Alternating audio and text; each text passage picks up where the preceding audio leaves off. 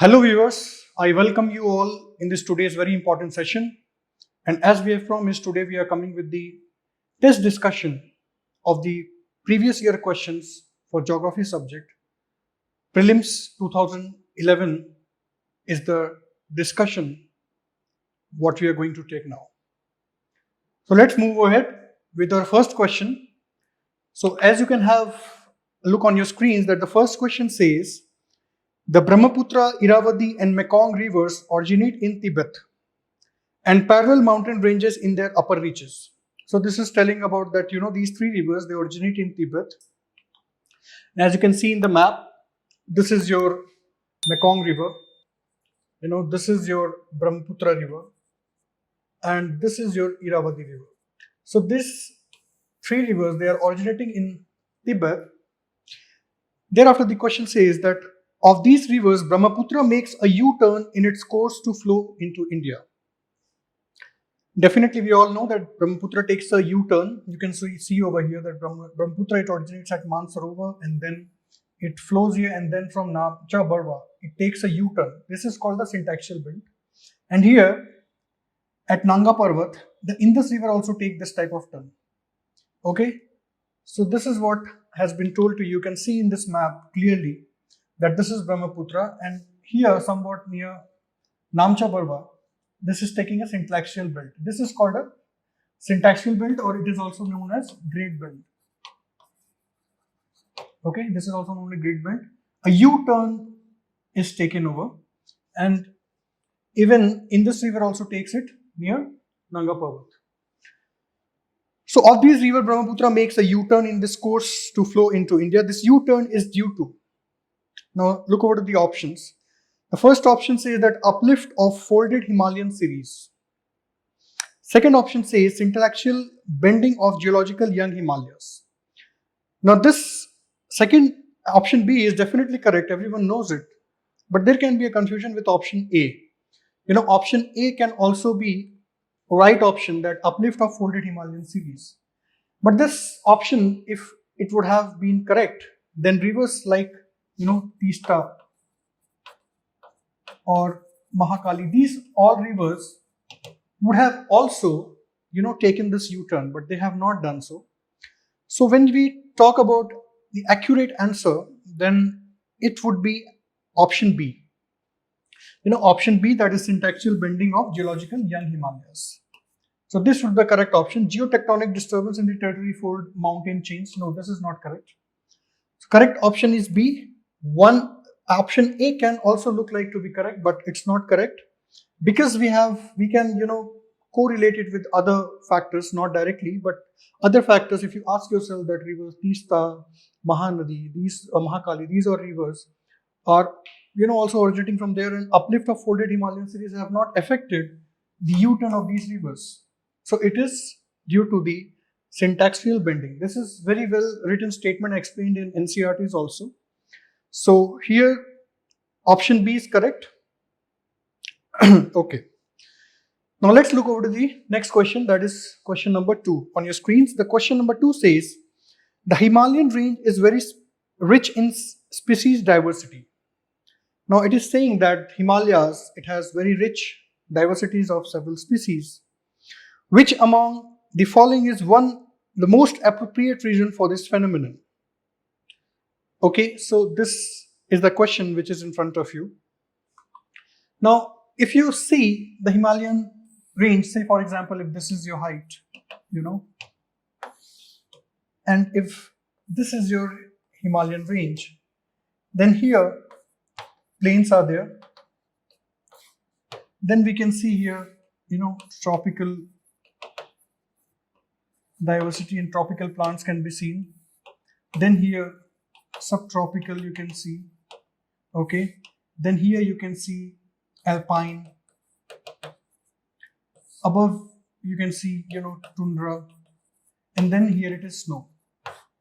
There are several species here. The species would be very rich. The species in the Himalayan, at the range of 0 to 500 meters, this would be very rich. Then till 1500 meters, then 2500 meters, then this goes up to 3500 meters, and this goes up to around 4000 and above.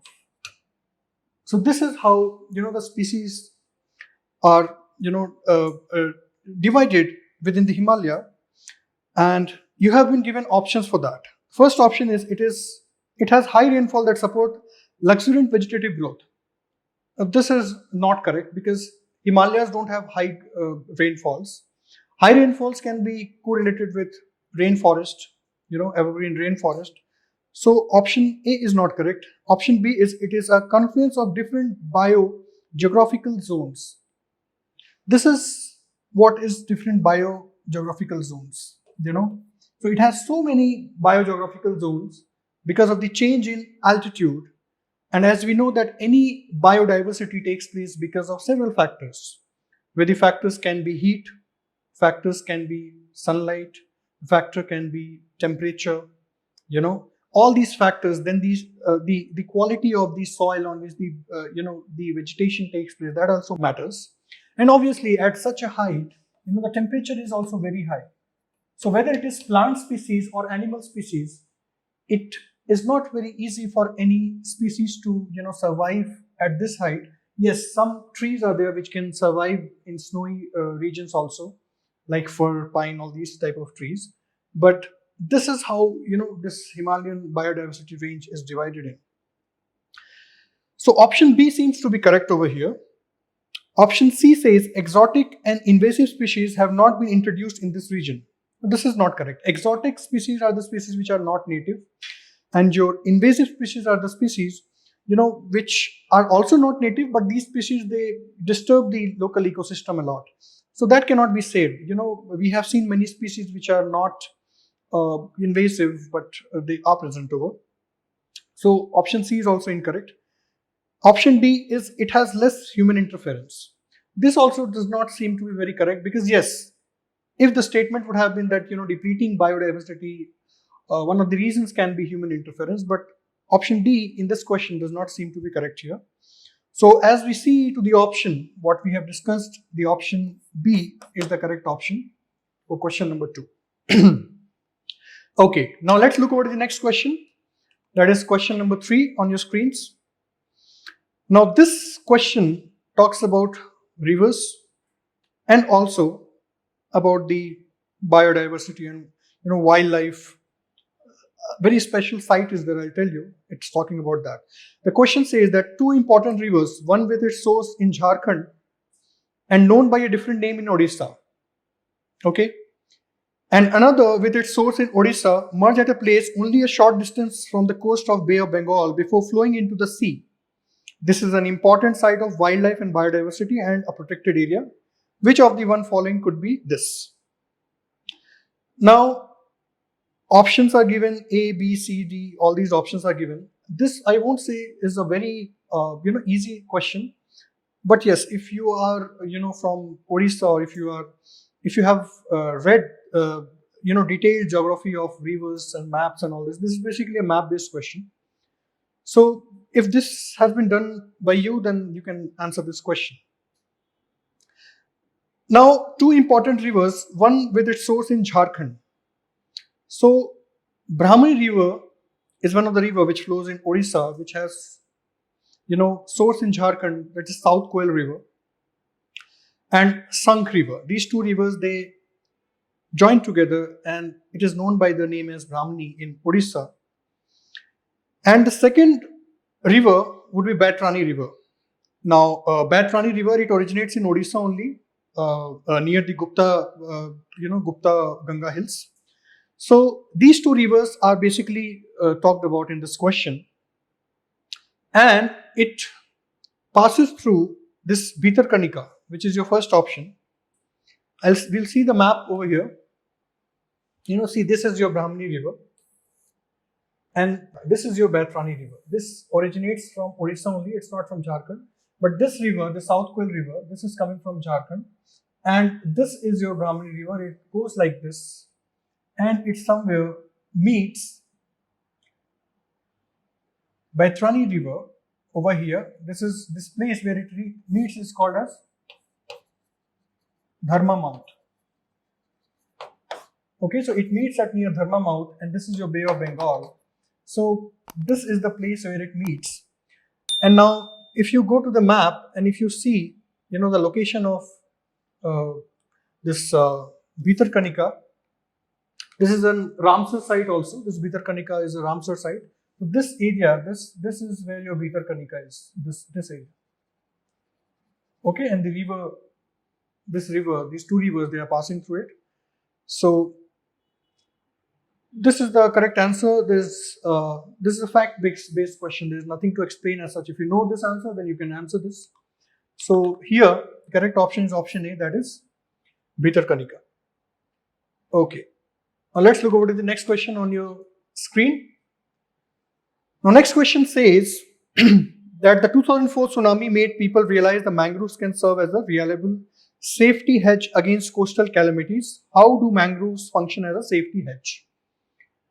Tsunami is what you need. The waves, high waves, they enter into the coastal areas with a lot of force, and this definitely occurs because of the earthquake or shaking of the earth, and earth crust when it shakes in the oceanic beds. So tsunami occurs. That energy is dissipated as waves, and they enter deep into the coastal areas, and it causes a lot of destruction. So now the question is about that mangroves, they act as a hedge to tsunami. What can be the possible answer? What could be the reason for this? Mangroves, as you know, they are the littoral forest. These forests, they have capabilities of they can survive in salty waters, and they have very not very they are not very heighted as such, but they have long roots, and those roots, they can adopt nutrients, and they are salt friendly, because in these areas where mangroves are present, the salty water is because of the conduction, the mixing of river water and salt and the sea water, the water is very salty where mangroves are present. So every tree cannot survive where water is salty. These mangroves have this capability of surviving in such areas. So the first option is a mangrove swamp separate the human settlements from sea by a wide zone in which people neither live nor venture out. This cannot be the correct option. See, this is how the mangroves look like. These are very dense trees. These are the roots, what I was telling you about, and these roots are up to a height where the tide occurs. This water is very muddy water, and these trees have these trees, they can survive in very low oxygen water, because this water is very muddy and it's not very clean or fresh water. It's a very muddy water, and the height till which the roots can be seen, this is the height where the high tides and low tides, this is the maximum height where the high tides come in. Now this acts as a barrier or as a cushion to the incoming waves, okay, and these protects people which are living near the mangroves areas. So this is how mangroves look like. As we're talking about mangroves, so let's look over that in India, which part we find mangroves. So Sundarban mangroves are very famous, which are spread in West Bengal and Bangladesh. Mahanadi mangroves, obviously. Then Krishna Godavari Delta mangroves are also present. Kaveri Deltaic mangroves are also, but these are at the maximum. These are the maximum throughout the world, not only India.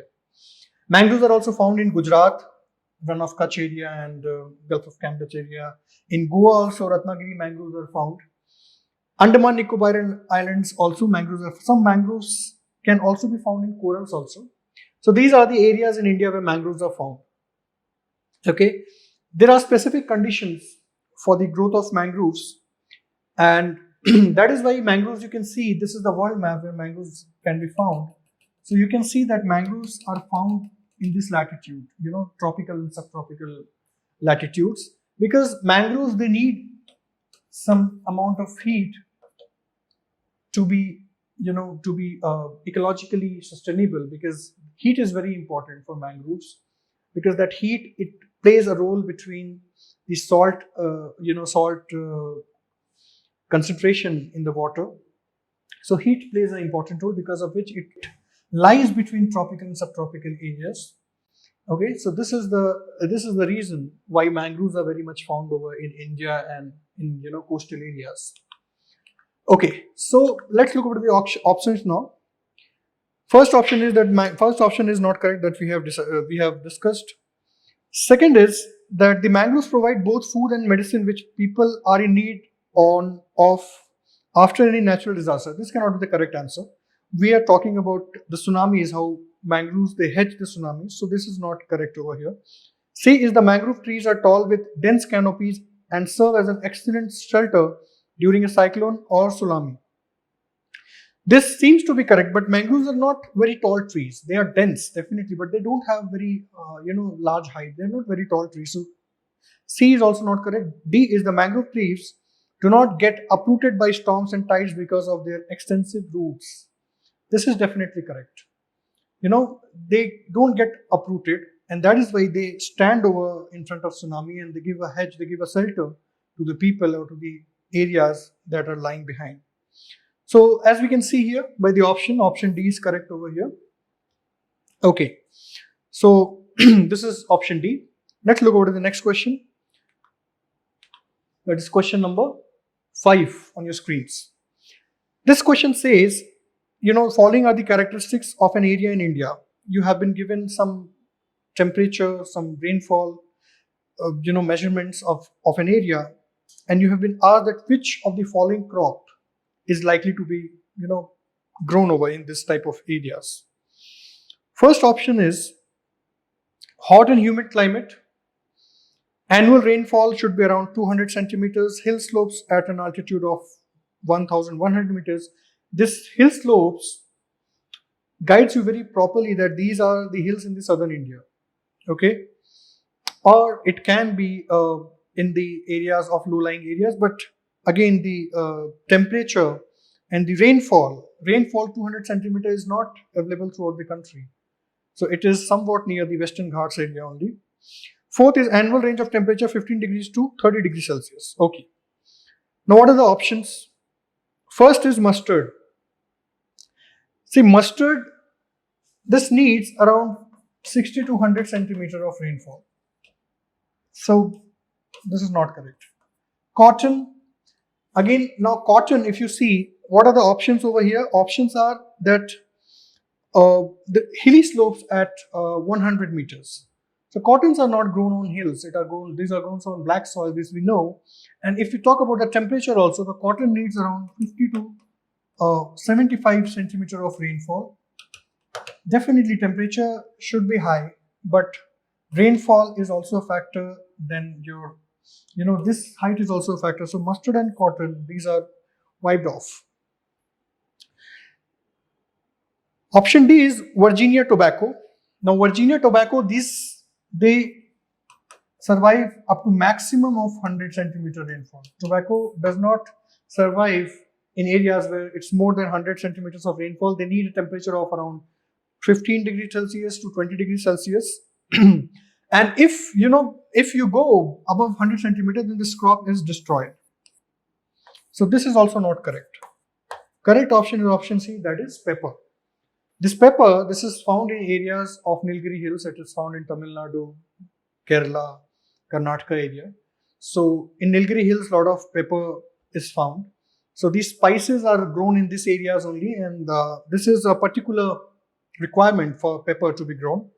So this is option C is correct option over here, that is pepper. Okay, let's look over the next question. Question number 6. Question number 6 says that the lower Gangetic Plains is characterized. Lower Gangetic Plains means these will be having alluvial soils. Okay, so lower Gangetic Plain is characterized by humid climate with high temperature throughout the year. Which one among the following pairs of crops is most suitable for this region? Okay, first option is paddy and cotton. Paddy can be correct option. Rice, that can be correct option. But lower Gangetic Plains and black soil is not understood. Lower Gangetic Plains, they'll be having alluvial soil. So this black soil, this cotton is grown in black soil, and 20 to 30 degrees Celsius of temperature, not very high temperature, but yeah. Humidity to cotton is not good. Cotton needs a hot and dry weather. Okay, so cotton is not correct. Paddy can be definitely correct. Second option is wheat and jute. Wheat again is not correct because wheat also does not need very humid type of climate. It needs a dry climate, and that is why wheat is well grown in areas like Punjab and Haryana. Such areas, wheat is grown very popularly. So wheat does not need very hot climate, and it also needs a low humidity climate of around 21 to 24 degrees Celsius or so. So wheat is again incorrect. Jute can be correct over here. In areas like West Bengal and Bihar, jute cultivation is very popular, and these factors, high climate, high humidity, and high temperature, these are favorable for jute and paddy. Okay, so wheat and cotton, again I have discussed why this is wrong. So correct option is option C, that is paddy and jute. Okay, very easy question. Next question 7 on your screens. A state in India has the following characteristics. First option is its northern part is arid and semi-arid. Arid and semi-arid, which areas? Rajasthan and Gujarat. These areas are basically, in some part of, Andhra Pradesh is also a bit of arid, the hockey stick area. Let's move ahead. Second is central part produces cotton. Okay, cotton. So it is very well obvious that cotton is present in Karnataka, Maharashtra, Gujarat, such areas. Third is cultivation of cash crops is predominant over food crops. This is 100% Gujarat because Gujarat is the producer of largest cash crops. So as far the options are concerned, you can very well understand that it is Gujarat. If you look over the map, these are the areas where cotton are found, and this is the central area where cotton is found. This is and the northern part is arid and semi-arid. This is Rajasthan area. Even in Gujarat, Rann of Kutch area is also arid and semi-arid.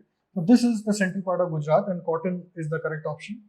Jute, you can see over here in West Bengal, areas of Bihar, and some areas of Odisha also jute is found. Okay, so by the options we can go that the correct option is option A, Gujarat. Andhra Pradesh, Karnataka, Tamil Nadu cannot be the right answers. Okay, next question on your screen, question number 8. Question number 8 says that among the following state, which one has the most suitable climatic conditions for the cultivation of a large variety of orchids with a minimum cost of production and can develop an export-oriented industry in this field? Now, as you know that orchids, they need a varying temperature, and varying temperature gives different varieties of orchids. What we can find in Nilgiris also, and in hills of Arunachal Pradesh also orchids are found. In Himachal Pradesh also some orchids are found. And this Zero Valley, this is very famous for orchids. Nilgiri Biosphere Reserve, as I have told you, it is also famous. The temperature, it goes to minus 10 degrees Celsius to 15 degrees Celsius around, and different type of, different varieties of orchids and ferns, bamboos, these are found over. So, here the correct option would be option B, that is Arunachal Pradesh. Okay, because Arunachal Pradesh is having such type of climate. So here option B, that is Arunachal Pradesh, is correct here because it has the varying temperature. So the variety varies, and definitely the temperature, it has to be around minus 10 degrees Celsius to 15 degrees Celsius. Okay, this is also the reason. Arunachal Pradesh, there is a Zero Valley where in Arunachal Pradesh a lot of orchids are found. So this is correct, and Nilgiri Biosphere also. Nilgiri Biosphere, some orchids are found. These orchids, they need a bit of elevation. So Andhra Pradesh, Madhya Pradesh, Uttar Pradesh, you will never hear about that orchids are found over here. Bamboos and canes, all these things are found, oak. Okay, so here the correct option is option B, that is Arunachal Pradesh. We go to the next question on your screens. With reference to micro irrigation, again a very easy question. With reference to micro irrigation, which are the following statement is or are correct? Okay, first is fertilizer or nutrient loss can be reduced. What is micro irrigation? In areas where water is not very easily found, in those areas, research has been done that by micro irrigation, where, like per drop, per crop, all these type of methods which we adopt, which the government is also focusing on. So here the focus is done directly on the roots of the plants, and the water is not wasted. Because of which, what happens is that irrigation is also done. The amount of water which is required is also, is also drawn by the plants, or the the agriculture, whatever is, and this saves a lot of water, and wastage of water is also reduced here. Okay, so this is what micro irrigation is all about. First is fertilizer or nutrient loss can be reduced. Definitely this is true, because leaching is minimum. What happens is leaching, that the soil, the water soluble nutrients of the which are important for plants to grow, or the agriculture crops to grow, these nutrients are washed away with the water. But when water is not washing away, so this problem is not there. So definitely first option is correct over here. Second is, it is the only means of irrigation in dry land farming. This is not correct, because drippers, sprinklers, these can be also the other type of irrigation methods. Be very cautious about when any question comes over in your prelims examination or while solving your mock tests. If there is only, be very specific about that. If only is written, maximum times it is incorrect. But at times it is correct also. But the ratio lies around 70 to 30%. 70 times it would be incorrect if only is written. Okay, because if only is there, so it would be so specific that you would be, you would be knowing about that. So here, this is the only irrigation in dry land farming. This is not correct over here. As I have told you, drippers, sprinklers, fogger, these are also present. Third is, in some areas of farming, receding of groundwater table can be checked. It has nothing to do with groundwater level, because after the water is, utilized by the plants, and when huge amount of water is present, then it settles down to the groundwater. And if water is very minimal, which is used on the crops, there is no point of, replenishing of the groundwater or any such things. Second, porous and non-porous soil level are also very important. And in such areas which are dry, where micro irrigation is important, we have seen that non-porous type of rocks are basically present, and groundwater table is not approachable towards the ground. So third option is also incorrect over here. So according to the options, you can see that option 1, okay, option 1 is only correct, that is fertilizer nutrient loss can be reduced because leaching is reduced. Why leaching is reduced? Because less flow of water. Rather less, there would be no flow of water as such. These are the, if these are the crops, say for example these would be crops. Okay, so sprinklers or such micro irrigation methods would be focused where water is just dripping on these roots, nowhere else. Okay, so this is how it takes place. So here the correct option is option A, that is 1 only. Okay, let's look over the next question, question number 10 on your screens. Between India and East Asia, the navigation time and distance can be greatly reduced by which of the following? Okay, so this is a map-based question. Such questions can be solved when you are aware of the world map or Indian local map. So first option is deepening of Malacca Straits between Malaysia and Indonesia. Okay, so Malacca Strait, where is Malacca Strait? If this is the map, this is Malacca Strait. Okay, so what is a strait? You must be knowing it. A strait is, is a narrow passage. This is, say for example, land, and this is also your land, and this is your sea. This is your sea. Okay, so this passage, this narrow passage, this is called as, this passage is called a strait. As you can see here, there is a narrow passage between Malaysia and Indonesia. This is Malacca Strait. Okay, so this is the first option, that deepening of Malacca Strait between Malaysia and Indonesia. Will this reduce the navigation time and distance between India and Asia, East Asia? See the map, this is India, this is your East Asia. Okay, so how will this, if you narrow the, if you increase the strait size, then definitely what would be happening? the high volume of trade can be done. Why high volume of trade? Because large number of ships can pass through here, but it won't be affecting the navigation time as far as it is concerned between India and Malaysia. So first option is not correct. Second option is opening a new canal across Kara Isthmus between Gulf of Siam and Andaman Sea. Okay, so what is an isthmus? That is also very important to understand.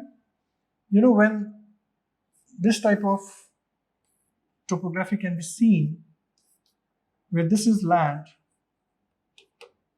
okay, and this is also land, and this is also land, and here it is sea. This is sea all around, and this is a very, very narrow land which is present between two seas. So this is called as isthmus. Okay, it is talking about Kara Isthmus between Gulf of Siam and Andaman Sea. What is Gulf of Siam? This is Gulf of in Thailand. This is known as Gulf of Siam. Okay, so it is before between Gulf of Siam and Andaman Sea. So this is Gulf of Siam. This is also known as Gulf of Thailand. And what is the other point? And Andaman Sea. Where is Andaman Sea? This is your Andaman Sea. Okay, so a new canal between Kara Isthmus and Gulf of Siam, this is planned over here. This place. This is Isthmus, Kara Isthmus. So if this is opened, say for example, if this is open and people can travel through this route, then definitely the navigation time and the distance would be reduced, because you go from this place to this place, and you go from this place and then you go to this place. So again, that makes a sense. So here the correct option would be option B, that is 2 only. This is your question. So this is not correct, because deepening would be increasing the volume of trade, as I've told you. But this is correct. So correct option is option B, that is 2 only. Okay, let's go to the next question. Question number 11 on your screens. Now question number 11 says that which is the difference between asteroids and comets? Okay, so asteroids and comets, what are they? Comets are basically icy balls. Okay, they are found way beyond this Neptune and Pluto planets. So these are basically icy balls which are found, and these are comets. You can see many a times comets, they enter into the solar system, and very, very glowing tail could be seen when a comet enters, because it burns in the process. Okay, so and what is asteroid? Asteroid and comets are basically same. Asteroids, they are found between Jupiter and Mars. They are rocky substance, and small rocky substance, and they are revolving around the sun. Comets are also revolving around the sun. And there's a difference between comet and asteroid, that asteroids are rocky bodies, comets are icy bodies. Comets are beyond Neptune and Pluto, and this asteroids, they are between Jupiter and Mars. Okay, so this is what the basic difference is all about. So first statement says asteroids are small rocky planetoids. That is correct. While comets are found for frozen gases held together by rocky and metallic material. This is true. As I've told you, it is basically made up of snowy frozen gases are there, which converts into snow. So first statement is definitely correct over here. Second statement says asteroids are found mostly between orbits of Jupiter and Mars. This is also correct.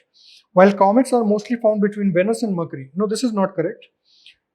If you would have been knowing that it's made of snow, or then also you could have understood that it must be far beyond the sun. So second, while comets are found between Venus and Mercury, this is not correct. It is found beyond Pluto and Neptune and all those planets. This is also known as Kuiper belt, where they are found. So second statement is incorrect over here. Third is comets show perceptible glowing tail while asteroids do not. Yeah, this is correct, as I've told you that comets, they glow. They have a glowy tail. But asteroids, they don't have any glowy tail, or you cannot find any glowy tail in asteroids. Between Jupiter and Mars, if you go on Google, you can search and the asteroids belt can be seen. Okay, so this is all what is over here. There is also a concept of meteoroid, meteor, and meteorite. So meteoroid is basically a piece of rock that is a meteoroid, RORIDE, and when it enters into the atmosphere, then it is known as meteor. Okay, say for example, if this is your Earth, so this is a rocky substance, okay, and this is meteoroid, and this is your atmosphere. This from where the atmosphere this enters into atmosphere and it starts burning, it starts glowing. So this is a meteor. When it reaches the Earth, when it if it does not burn totally and it reaches the Earth and it bangs over to the Earth's surface, then it is a meteorite. So meteoroid, meteor, and meteorite. This can also be asked. This is also because of the terminology, it becomes a bit difficult at times to identify. So this can be also important to know that. Okay, so option A is correct. Asteroids are mostly no. This is not correct because I have told you this is not correct. Comets show perceptible glow in the air. This is correct. So 1 and 3 is correct. Correct option is option B. That is 1 and 3 only. Okay. Let's look over to the next question. Question number 12 on your screens. The question says that the jet aircraft fly very easily and smoothly in the lower stratosphere. You might have traveled in an aircraft and you might have witnessed. Normally, jet aircrafts or any other, normally our passenger aircraft, they also fly a bit above troposphere. What could be the appropriate explanation? This is what is asked to you. First is there are no clouds or water vapor in the lower stratosphere. Now this is definitely correct over here.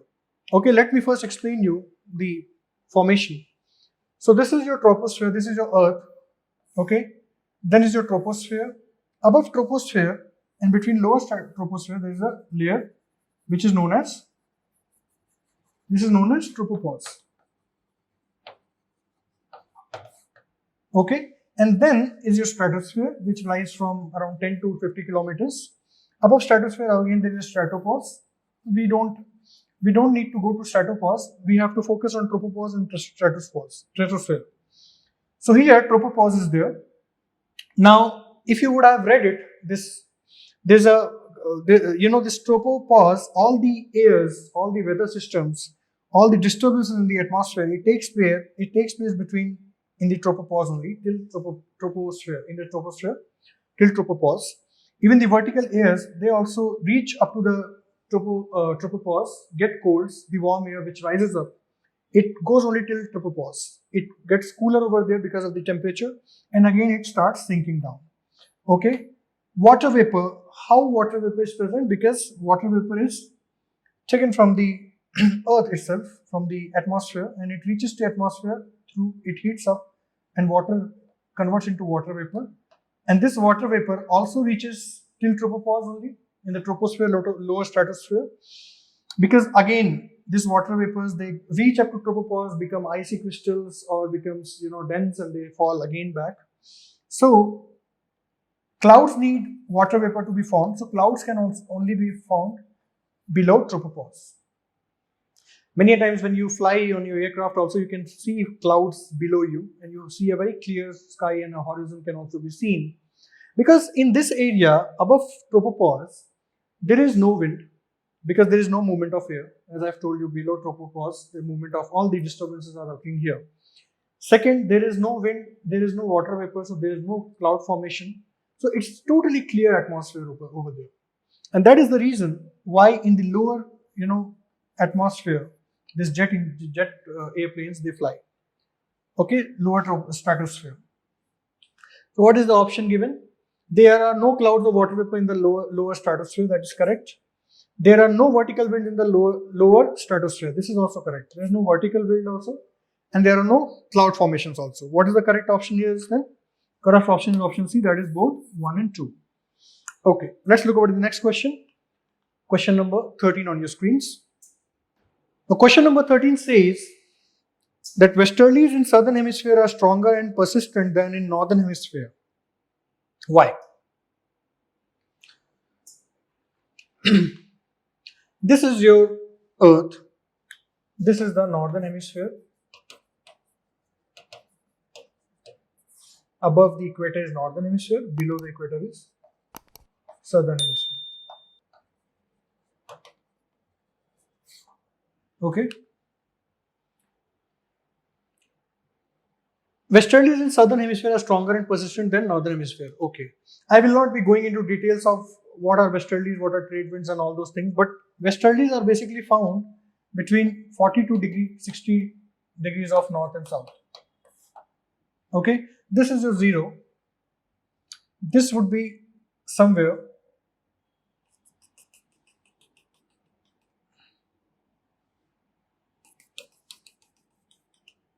this would be somewhere 40 to 60 degrees of north, and this would be somewhere 40 to 60 of south.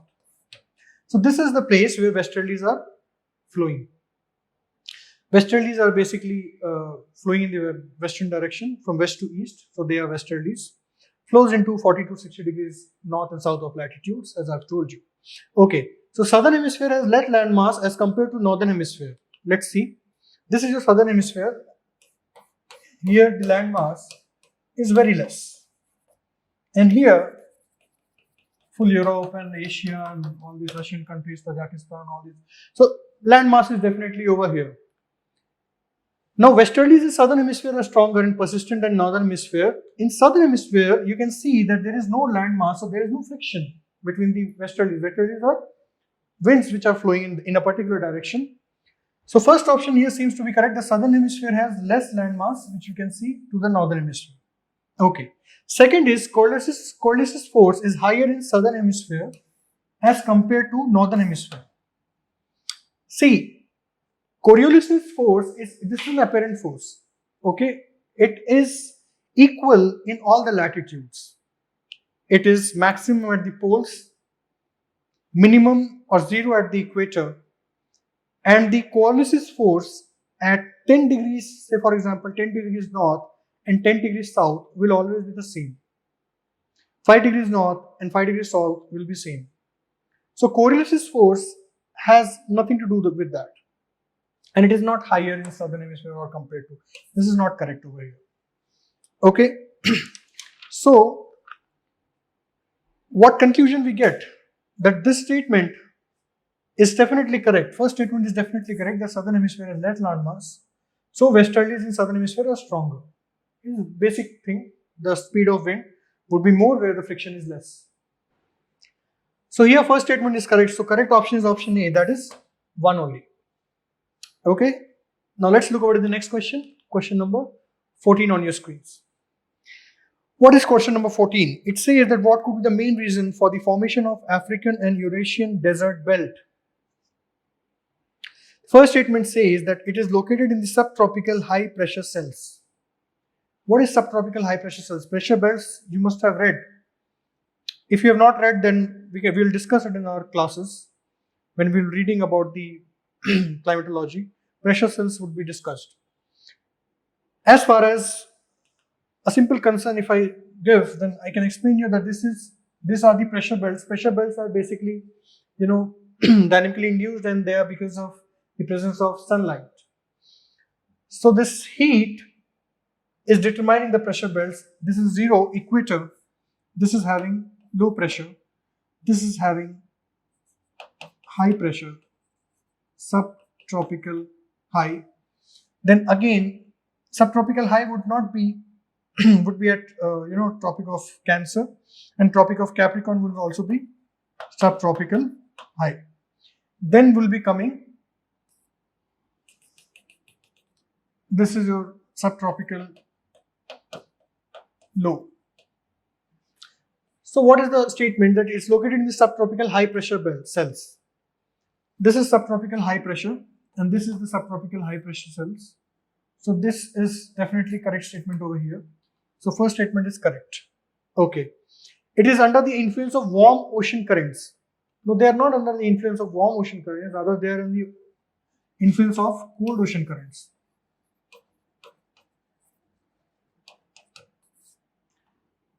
It's under the influence of cold oceanic current because this is your low pressure, this is your high pressure. Winds, they travel from high pressure to low pressure in this direction. Okay. This area is, this is desert. This full is desert.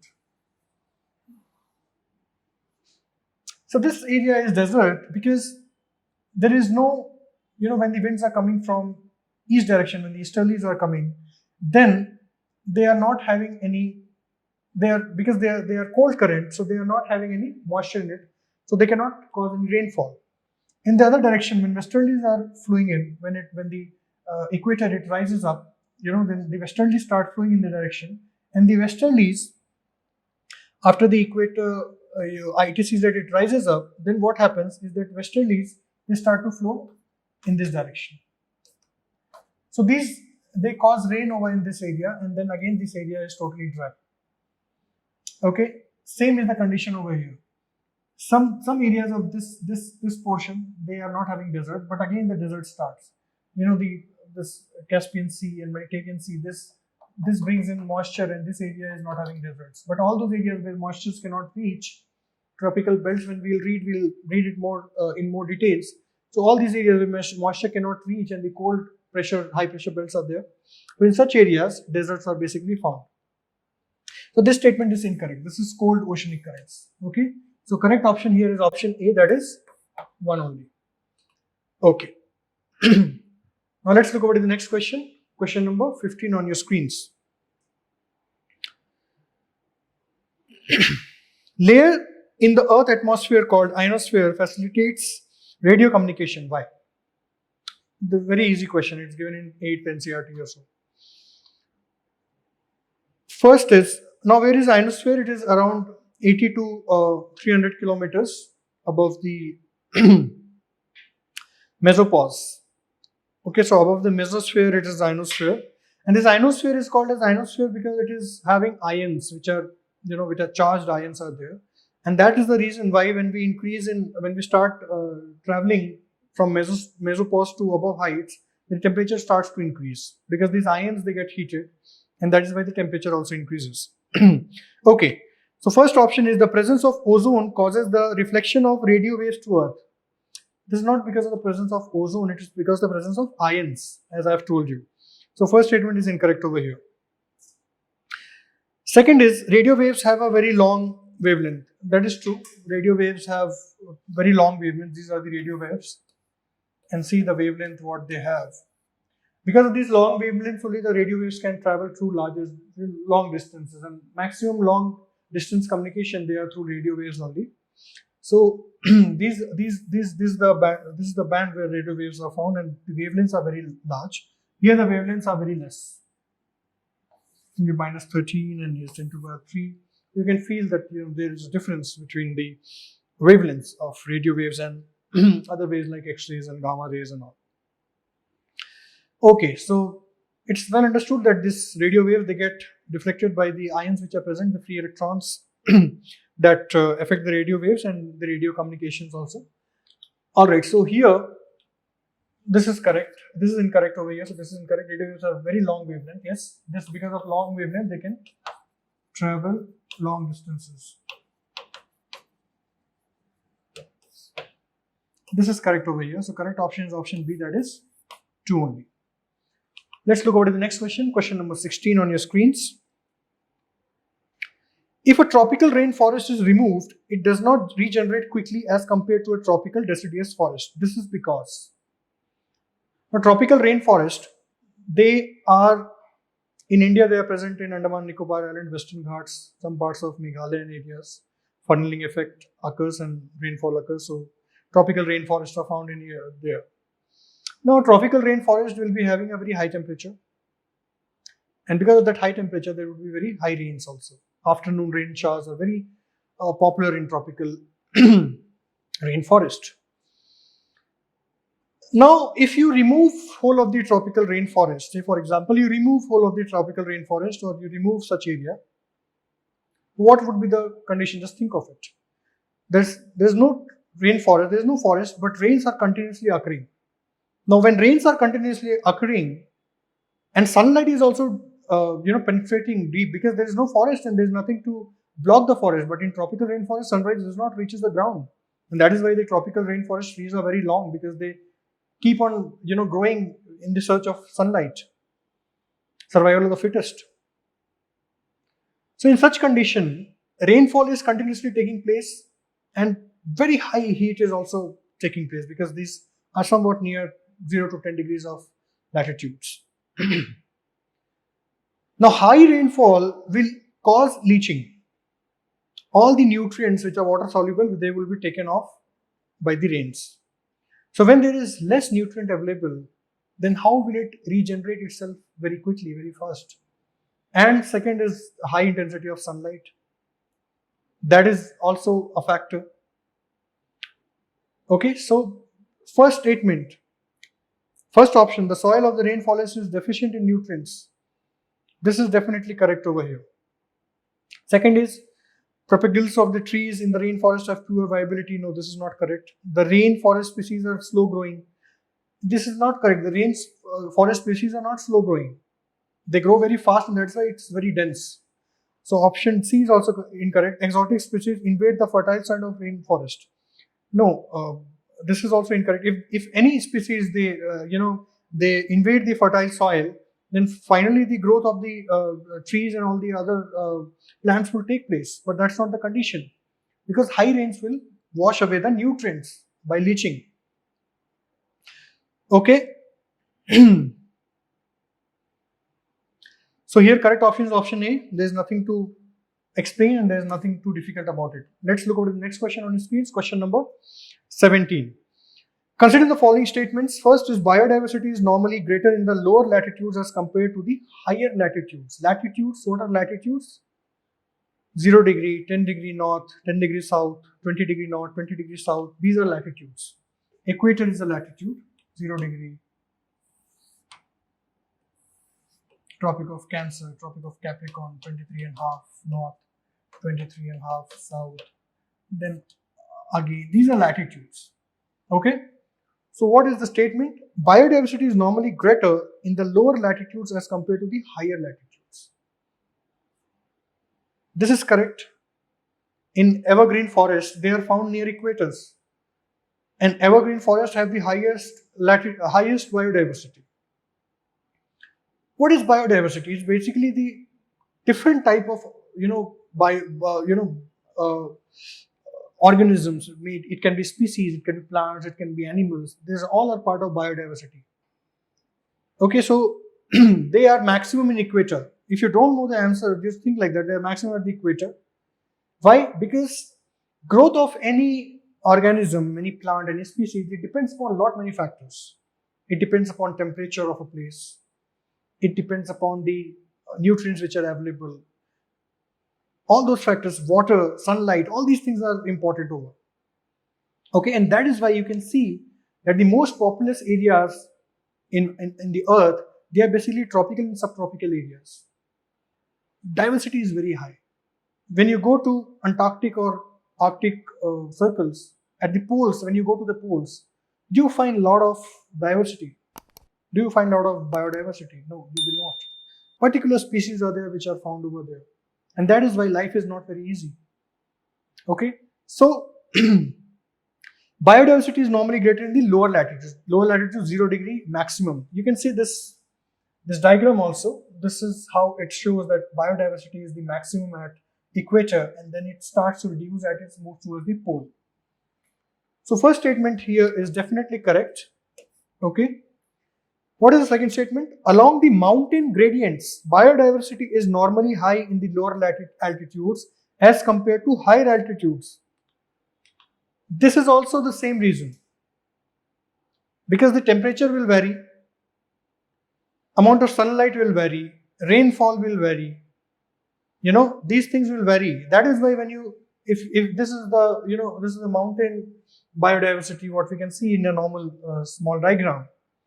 So this is, as we move in the height, you can see that tropical rainforests, they are at the ground, or the agriculture what is done. So you can do maximum, see for example on the plains, you can do maximum type of agriculture, maximum crops can be grown. But when you go to the hilly area, there are certain crops which can be grown. The spices can be grown, tea, coffee.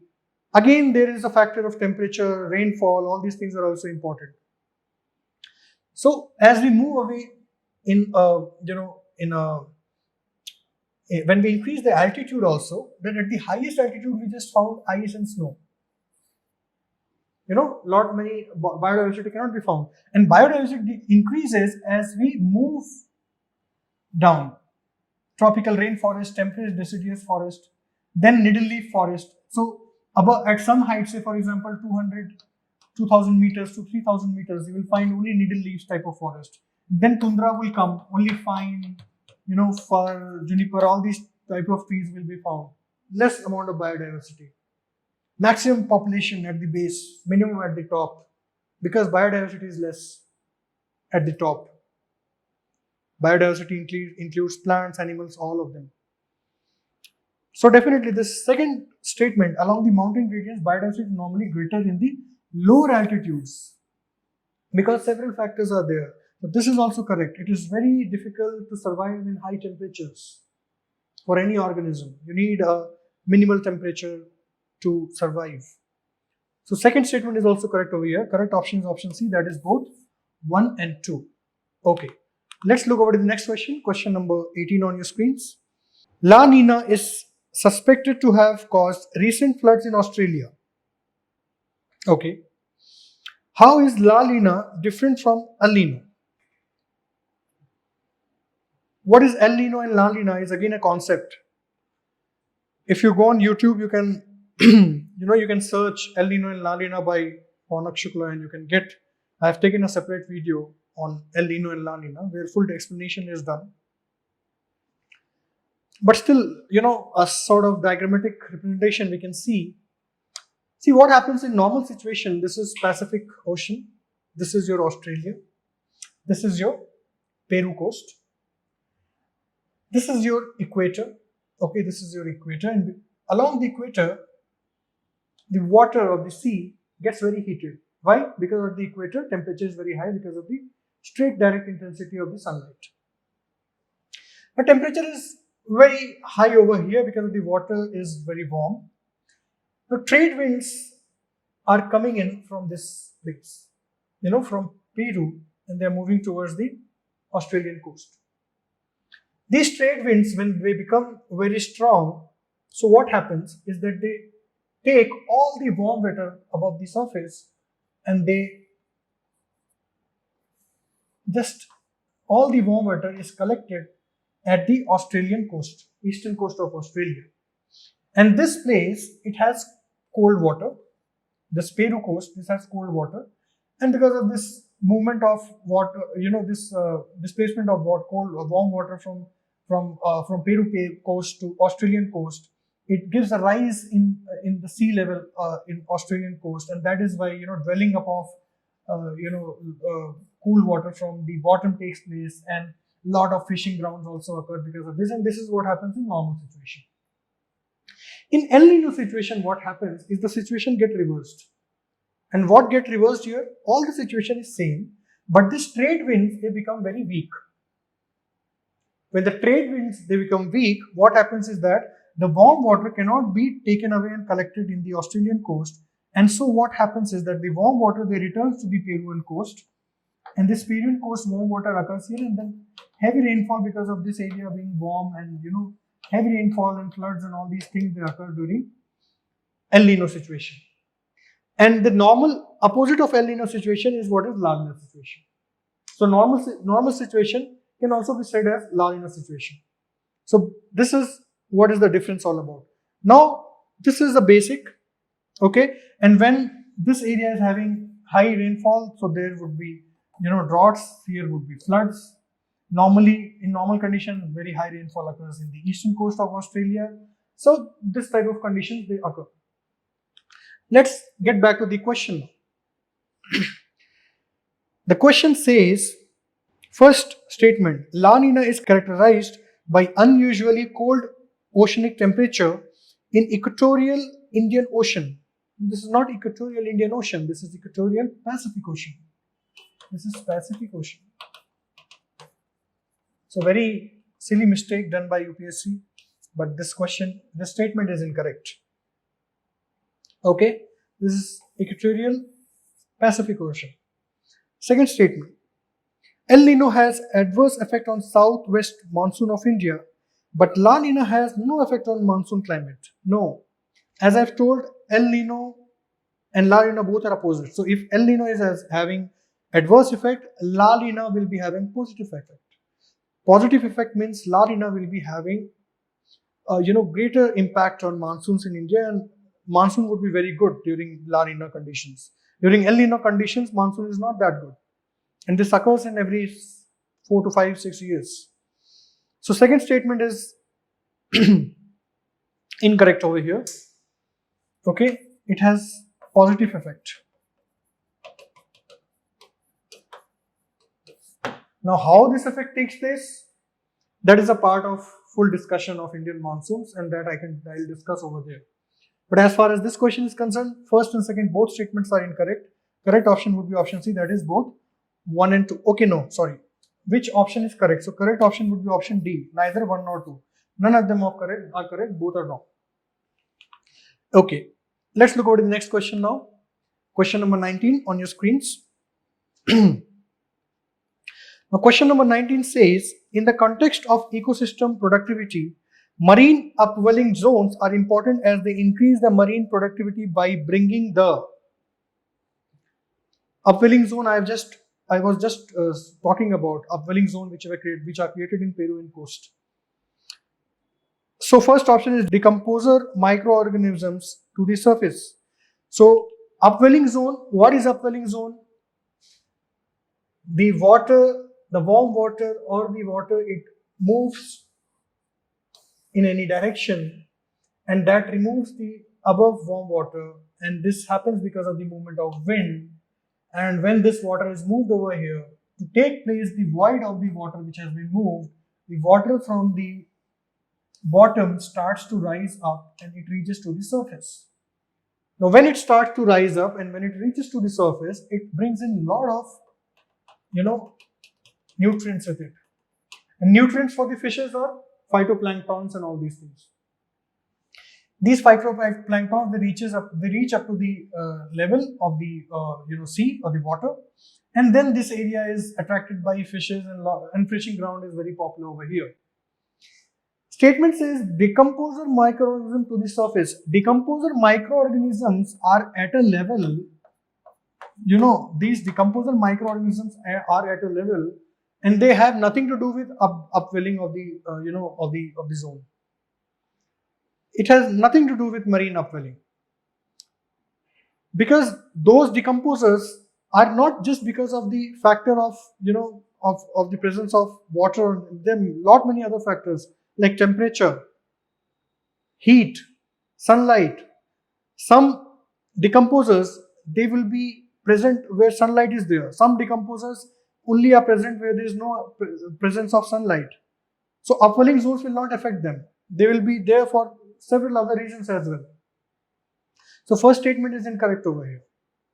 Okay, decomposers, they decompose, and if the decomposers are present in the top level, definitely they will be present over there. But upwelling zone will not bring in new decomposers. They can be bacteria, fungus, viruses, whatever. Second statement says nutrients to the surface. Yes, they bring in nutrients to the surface. That is what we have seen. Phytoplanktons bloom occurs, and phytoplankton bloom occurs because nutrients, they come up from the lower surface to upper surface, and they enrich the upper surface, and because of which phytoplanktons, they grow on, and when they grow, phytoplanktons, they grow, and a bloom takes place, and then fishes are attracted. Second statement is definitely correct over here. First statement is incorrect. Third is bottom dwelling organisms to the surface. Again, this is not correct, because bottom dwelling organisms, they are there in the bottom because temperature is less over there. Now they have a ecosystem where they are surviving, where they are there. They have a niche. They will not come to the upper surface. Temperature is less. They can be sunlight sensitive. So again, they won't be coming up. So these factors are, because they are bottom dwelling organisms, so they will remain in the bottom, whatever it takes. Okay. So just remember this statement, that nutrients are, they reach up to the up top surface, and that is why this ecosystem productivity, it increases. The third statement is also incorrect. Correct option is option B, that is 2 only. 1 and 3 is incorrect over here. Now, okay. So this was the discussion of 2011 geography questions. I hope that you have understood all the questions. If there are still some doubt, you can definitely ask the doubts to me in the comment section and I'll definitely revert back. And to get these type of videos and discussions, please join our channel BN by IAS and stay connected to us on Telegram and YouTube, and be ready for many such offers and many such products for the benefit of students who are appearing for prelims 2021 and for the mains as well. Thank you for attending the discussion and have a nice day. For more videos, subscribe to BN by IAS and press the bell icon to never miss an update.